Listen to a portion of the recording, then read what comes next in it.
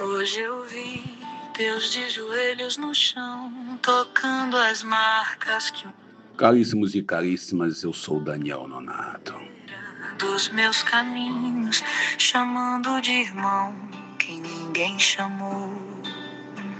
E eu, tão cheio de mim, por dentro aprendi, amor não é só sentimento, é descer. Caríssimos e caríssimas, obrigado pela sua audiência, pela sua paciência, pela vossa presença fraterna, também pela sua penitência de me ouvir pela manhã, ou pela noite, pela tarde. Tem pessoas que nos escutam em vários horários, né? De vez em quando eu recebo as mensagens lá para as 10 horas da noite. Obrigado pela mensagem do Evangelho. A gente não faz mais do que nossa obrigação. Somos servos inúteis, né?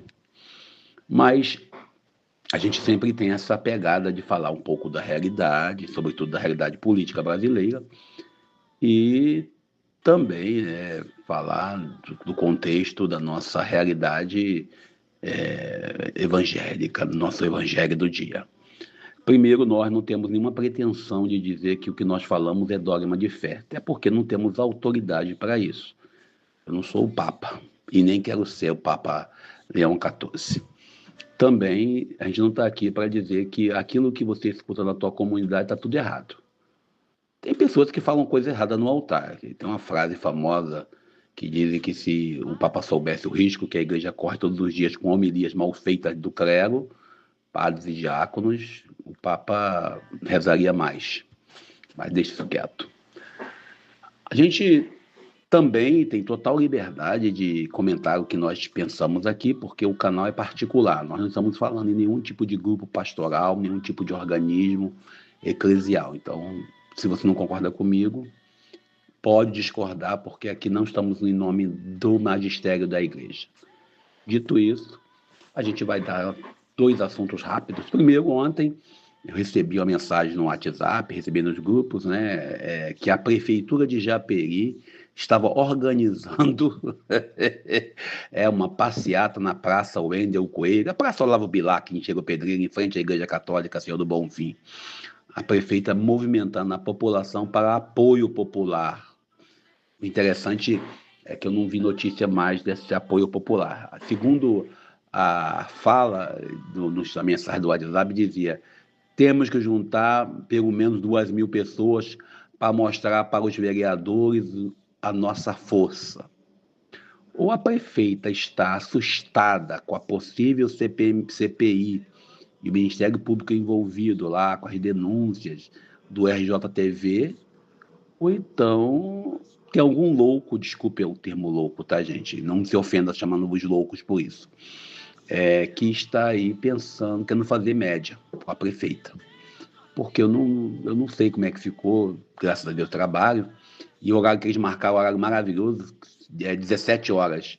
Me diz qual japeriense, eu falo que eu moro em Japeri, que tem a capacidade de sair do seu trabalho às 5 da tarde na Central do Brasil, em Copacabana, na Barra, em Nova Iguaçu, e chegar às 17 horas lá num movimento desse. Então, era um movimento de funcionários da prefeitura, sobretudo funcionários contratados, para apoiar a prefeita, né, para poder manifestação de apoio, para mostrar que ela não está sozinha. Eu acho que não deu muito certo, não. Bom, eu acho. Depois eu vou pesquisar, amanhã eu digo para vocês. Também, ontem tivemos aí as explicações mais absurdas, inclusive de amigos conhecidos meus. Ah, não, porque o Flávio pegou o dinheiro e não pegou o dinheiro. Ah, eram 134 milhões de reais. Aí depois, não, foi só 61 milhões de dólares. Ué, mas parecido isso, né? 61 milhões de dólares para 134 mil reais. Resumindo, cada vez mais nós temos aí um Flávio rachadinha, o Flávio enroladinho. Mas o pessoal tenta explicar. Ah, mas o filme do Temer também teve dinheiro do Lei Rouanet, também teve dinheiro, vamos dizer assim, do Vocaro. Também um filme do Lula também foi feito com dinheiro. Senhores, errado é errado, não interessa se o outro fez errado. Ah, porque o outro fez a bandária e eu não posso ser multado? Claro que pode, o outro também foi multado. Eu vou falar uma história rápida. Primeiro vou dar um exemplo. Eu estava indo para um evento um evento institucional e nós estávamos num engarrafamento muito grande e devido à necessidade, errado, tá, gente? Não deixa de ser certo, não. E nós estávamos num avião onde eu estava levando algumas pessoas e não podia atrasar. E aí, quando eu cheguei no lugar, não tinha como eu tinha que ficar na fila dos carros lá. O que eu fiz? Era uma rua de mão dupla, entrei na contramão e subi a via e cheguei a Cecei. Eu sozinho não, eu e mais 50 pessoas. Vários carros fizeram isso. Eu fiz erradamente, mas fiz. Subi a via, lá na frente o guarda lotou um único carro, o meu. Ah, mas os outros fizeram também. Não interessa se os outros fizeram. Eu tinha amigos que estavam no mesmo evento, que fizeram o mesmo trajeto e não foram multados, só eu recebi a multa. Então não adianta eu querer justificar meu erro dizendo que o outro errou também. Deixa quieto. Cada um vai sofrendo aí da sua deficiência cognitiva de acordo com a realidade que tenta enxergar. Bom, eu falei isso porque tem um texto no blog lá, depois acesse lá, denonato.blogspot.com. Bom, olhando aqui para o evangelho de hoje, o evangelho de hoje é um evangelho profundamente teológico. Jesus, ele fala de 3 coisas aqui. Primeiro, ele fala da mulher que está com dores de parto. A dor é algo que incomoda. Geralmente, eu conversando com uma mulher, ela falou que a dor de parto pode ser equiparada para nós, homens, à dor de dente. Sabe que dor de dente é coisa absurda, né? Segundo, ele fala que ela fica feliz por ter dado à luz ao menino, ao macho. E terceiro, ele fala da realidade escatológica, né? Ele fala da alegria de nós encontrarmos ele no final. E nós não iremos perguntar nada a ele. Porque quando Jesus voltar, quando ele chegar nesta realidade, quando nós estivermos na sua glória com ele, nós não temos nada a perguntar, porque nós já temos o pleno conhecimento.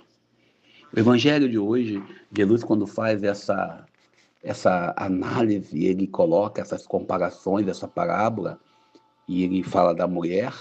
E Jesus faz a comparação com a mulher porque a mulher é a igreja. A igreja está gerando o reino, ela está gerando para o mundo, não para ela mesma. Quando o Papa Leão XIV se posiciona contra as guerras, quando o Papa Leão XIV se posiciona falando que não adianta mísseis, drones, né, ele está se posicionando como a igreja que gera a paz. A igreja é a figura da mãe. E Jesus ainda traz outro contexto. Lá no capítulo 14, ele fala da noiva, que ele fala, vou preparar uma morada para vocês e quando voltar. Aqui ele já fala como esposa. E ele fala sobre a importância de saber passar as dificuldades. Talvez eu falei isso lá no nosso evangelho, quem tiver aí no WhatsApp, no nosso canal, olha para cima aí, lá em cima eu botei isso. Os adolescentes têm o costume de dizer, nós já vezes também falamos disso, como é difícil ser eu. Talvez nós estejamos passando por algumas lutas, algumas dores, algumas dificuldades, algumas coisas que nos incomodam, algumas coisas que nos faz sofrer. Desculpe eu falar assim, mas eu tenho que falar. E aí a gente fala assim, como é difícil ser eu. Mas sempre a nossa dor é mais dor do que a dor do outro. Sempre a nossa necessidade é mais necessidade do que a necessidade do outro. Por isso Jesus hoje coloca essa comparação.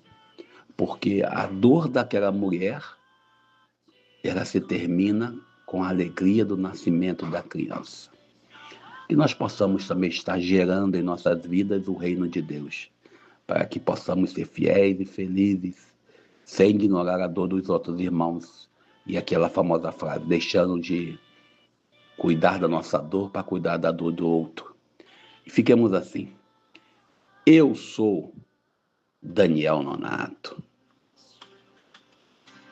No rosto cansado de quem não tem voz, na fila esquecida, nos becos sem luz, há um grito que o céu escutou, e um Deus que em silêncio se aproximou. Não veste coroas, não busca poder, rasga orgulho pra te refazer. E enquanto o mundo insiste em ferir, ele se inclina pra reconstruir.